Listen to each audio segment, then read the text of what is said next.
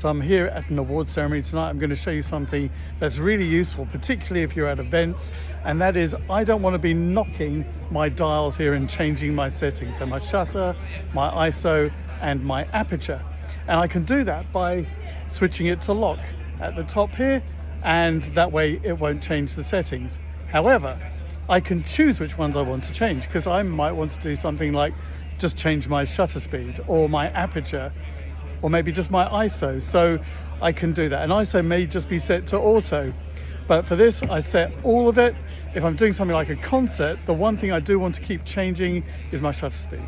So here is how I set it up on my Canon R5 Mark II, and it's very similar on other Canons as well, and I'm sure other brands have got a similar feature.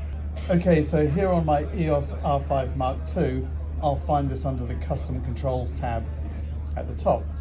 Other EOS cameras, like when I had my R5, it was under the spanner, the setup menu, which is just to the left. But they're both called multifunction lock, which you can see down at the bottom here, and I've got that selected. So I'm going into that one. You can touch or press the set button on the camera, and here you can see the different dials.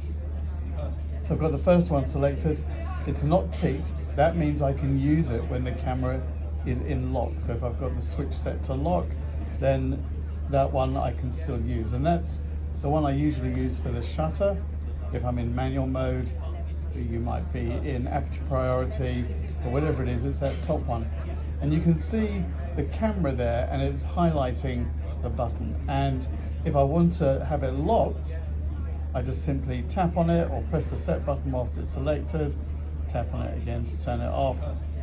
This one here is for the dial at the top, which for me is set to ISO, and I might want to have that locked. This one is the one at the back that you might use for exposure compensation or for aperture if you're in manual. This one's the joystick. So this one is the touch control, which is the screen. So if you're worried about touching it and changing something there, then you can switch that one on. I'm going to leave that one off. And this one here is the control ring. So if you've got an RF lens with the control ring on it, you can then change that as well, stop it from changing. So this is quite useful. So, you know, for me, if I'm working in an event, I don't want to have these settings change. And for other things too, you know, you might just have something set, you don't want it changed. It doesn't have to be an event, it can be something else. And I find this really very useful. So once I'm done, I can just select OK.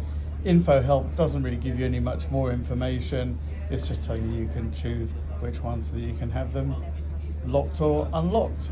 Thanks for watching. If you do like this, please do like, share and subscribe, and come back for more.